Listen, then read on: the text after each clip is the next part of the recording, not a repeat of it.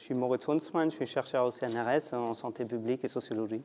Et je co-dirige le groupement d'intérêt scientifique sur les cancers d'origine professionnelle et environnementale dans le Vaucluse, où on suit les patients atteints de cancer du sang et on reconstitue leur parcours de travail et les activités de travail et les expositions professionnelles aux cancérogènes qu'ils ont pu subir au cours de ce parcours. Et on expertise ces parcours et on oriente une bonne partie de ces patients vers une déclaration de maladie professionnelle et on les accompagne dans le processus de déclaration de reconnaissance maladie professionnelle. Je trouve ça super que les mutuelles s'intéressent à la question de santé-environnement. Donc nous, ça fait depuis 2017 qu'on mène ce programme de recherche et ça fait plusieurs fois, je me suis dit, où sont les mutuelles sur ces enjeux-là de santé-environnement, santé-travail. Donc j'avais envie de soutenir, comme chercheur d'un établissement public de recherche, le fait que les mutuelles s'y intéressent. Et donc je salue ça fortement. Aussi pour dire que nous, on s'intéresse au cancer d'origine professionnelle et environnementale. Et aujourd'hui, c'est un colloque sur les pesticides et sur l'amiante. Les pesticides et l'amiante sont les deux types d'exposition aux cancérogènes les plus fréquents qu'on retrouve dans les parcours de travail de nos patients.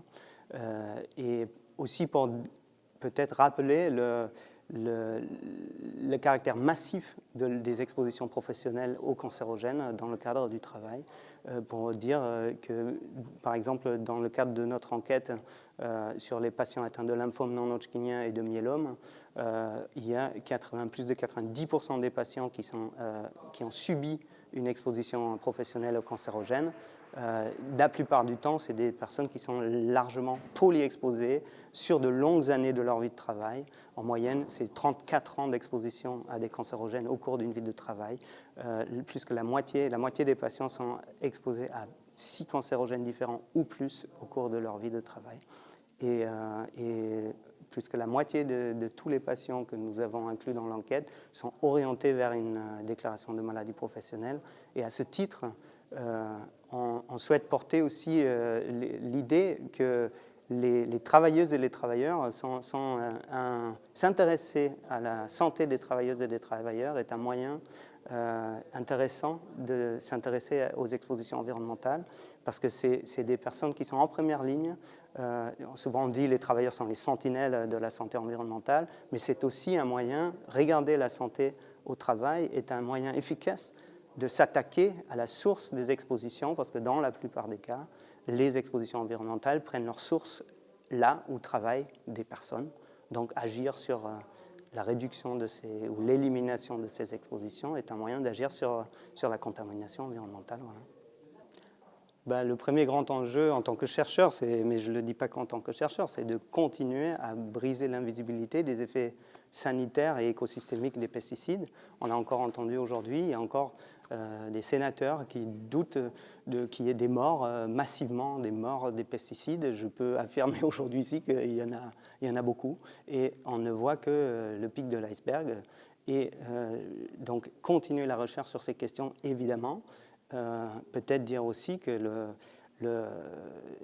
peut-être le plus inquiétant, et Stéphane Foucard, journaliste au Monde, l'a dit aujourd'hui, c'est peut-être même pas la santé humaine, même si c'est absolument grave, c'est l'impact écosystémique de ces substances, des pesticides, qui est, quand on divise par 5 la population des insectes qui sont la base de la pyramide alimentaire du vivant, il est grand temps, à mon avis, d'aller vers l'interdiction pure et simple des pesticides de synthèse, évidemment avec un volet d'accompagnement fort, et ça ne peut être qu'une politique agricole et de santé publique forte, avec des moyens importants d'accompagnement, sachant que ce qu'on voit à la fois d'un point de vue du travail, la toxicité des pesticides est telle que c'est ingérable. Il n'y a pas d'usage contrôlé des pesticides, ni dans le cadre du travail, c'est-à-dire il est impossible de se protéger de manière efficace en tant que travailleur agricole ou agriculteur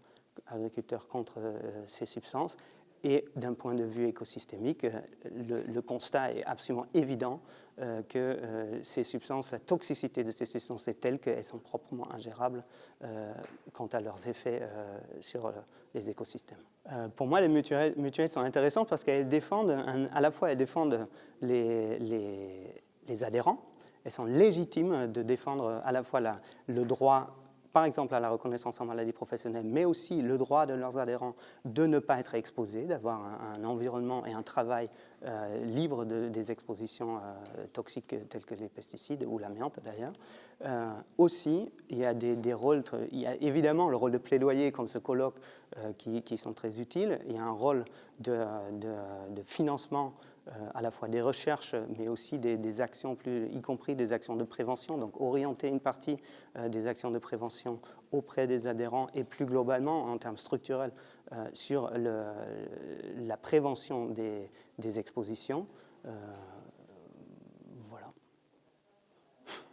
Peut-être, bon, si vous coupez, peut-être une contribution importante, c'est qu'il y a des dispositions dans les lois, notamment la dernière loi sur la santé au travail, comme le suivi post-professionnel, qui aujourd'hui doit être mis en œuvre, qui existait déjà, mais et les mutuelles pourraient jouer un rôle dans la mise en place effective de ce droit à un suivi post-professionnel des personnes qui ont été exposées dans le cadre de leur travail aux cancérogènes.